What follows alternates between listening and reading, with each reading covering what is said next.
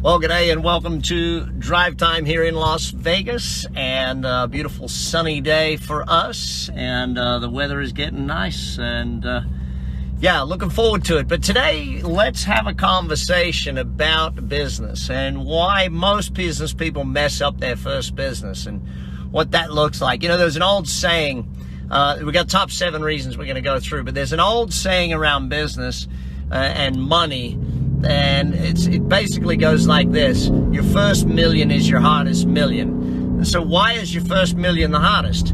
Well, because you don't know how to do it. You haven't done it before. It's like, why is your first business the hardest business? Because you haven't done it before. Why is hiring your first employee the hardest? Because you haven't done it before. So anything you haven't done before is always going to be the hardest one, no matter what. And so that's sort of a little bit of the focus of where we're at today. But I really want to look at, is it okay to mess up your first business? Yes. In fact, it's not just okay to mess up your first business. You're probably going to, okay? You are probably going to make mistakes in your first business. You're probably going to mess it up. And that's okay. And here's why. Business is designed to teach you everything you don't know. The business you go into is going to be designed to do that. Oh, thanks for typing in where you're at, gang. Appreciate it. I'm here in Vegas. Let me find out where you're all at. If you're new to Drive Time, we all type in where we're at so we see where we're driving to today. Basically, Drive Time is just like me sitting here chatting as if you're sitting in the car next to me and us having a conversation. So back to this lesson. Why is it that most people will mess up their first business? Well, very simply put, most people are not business people. Most people are a technician. They're a chef opening a restaurant. They're a hairdresser opening a hairdressing salon. They're an accountant opening an accounting business. They're an engineer opening an engineering business. Very few people are trained as business owners before they become a business owner. Very few people are trained to be an entrepreneur before they become an entrepreneur. And by the way, the difference between an entrepreneur and a business owner owns and operates one business. An entrepreneur generally operates multiple businesses, or in their lifetime have owned and operated multiple businesses in multiple industries, okay? So if we think back to what it's like to be that first-time person, and if you're anything like me, you probably would have, well, I'll be blunt, if I knew what I know now, I might not have got into business so fast in the beginning. I might have learned a few other things before I opened my own shop. That might have been the case. That being said, when we start our own business, there's 7 reasons why you're going to mess it up, okay? Number 1 reason, I've already touched on it, but I'm going to go into a bit more detail. Number 1 reason you're going to mess it up is that you are the technician, you're not a business owner. You're more worried about the product or the service or the thing than you are the marketing and the sales and the recruiting and the management and leadership and planning and systemization. If you're most of your day, every single day, is focused on the product or the service, you know you're not a business owner yet. You might own the business, but you're not a business owner, if that makes sense. You're a technician working in a business that you just happen to have shares in, if that makes sense to you. So if you see that the reason for failure is that you are the technician rather than the owner, you've got to start to evolve and become better at being an owner. Number 2 reason most people mess up their first business: they don't put aside any budget for marketing. They don't put aside any ability to buy customers. If you've read my book, Buying Customers, you'll understand what that means. But, you know, they spend all their money setting up their office or their shop or their whatever it is they're going to do, and then they got no budget left to go out and buy new customers. And that's a fundamental flaw as to why you're going to mess it up. 3rd reason, you never actually move from being an employee to an owner. Mentally, I mean by this, okay? And if I can be blunt about that, the people that are employees are always waiting for someone to tell them what to do, or always waiting for someone to hold them accountable or make them do the stuff.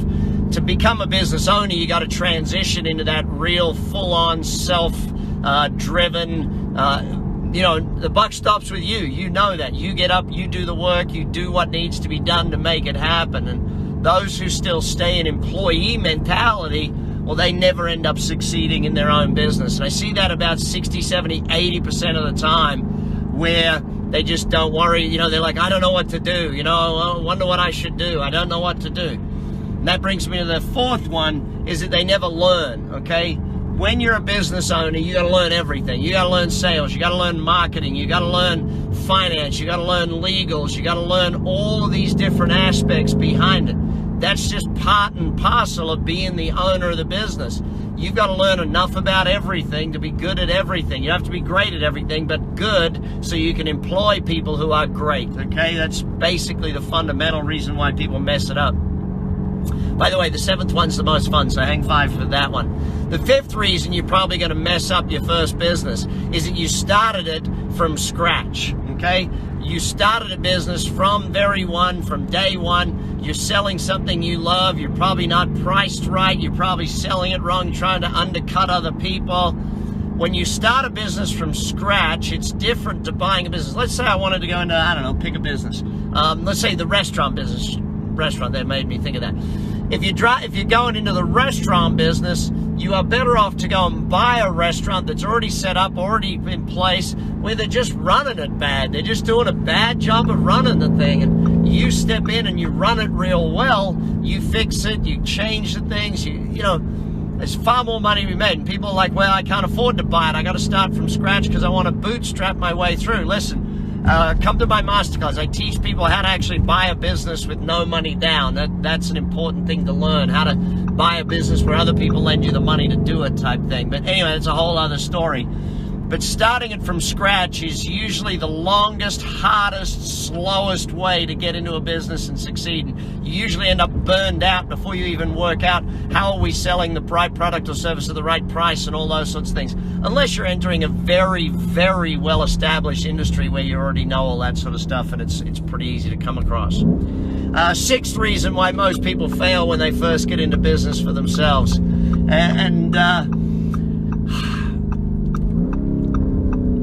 I don't know how to say this other than to just be not nice about it, I guess, is probably the simplest thing, is to just not be nice about this. Is because if I'm trying to be nice about it, then all of a sudden all I end up doing is doing you a disservice here on Drive Time. And I think if you've been with me long enough, you realize that being nice is not really the thing that I'm well known for. I'm pretty blunt when it comes to teaching about business. 6th reason most people fail in business is they weren't ready to go into business for themselves in the first place. They hadn't learned enough to go into business and start it in the first place. And I know Rich Branson says, you know, if you are presented with an opportunity, say yes and then learn as you go. But listen, I'd like to think that the reason why, you know, like when you fall pregnant with kids, right, you get 9 months to get ready for it. And it's the same for business. From when you start with the idea of a business, take 6-12 months and do a bunch of learning and training and reading and get a mentor and do a proper business plan, not for the document, but for the thinking that goes into the business plan, you know, actually take that time and energy. 7th reason why most people fail in business is they're pig-headed and they're blunt and they're not willing to shift and be flexible. Pig-headedness, bluntness. If you are not flexible, do not go into business for yourself. Flexibility in business is massive, massive importance, you know. I think that especially in the beginning, you got to be willing to change it up. You got to be willing to do it differently. You got to be willing to edit, change. Yeah, people don't want to buy that. Okay, even though I love it, no one's buying it. Get rid of that thing, okay? Sell what people want to buy.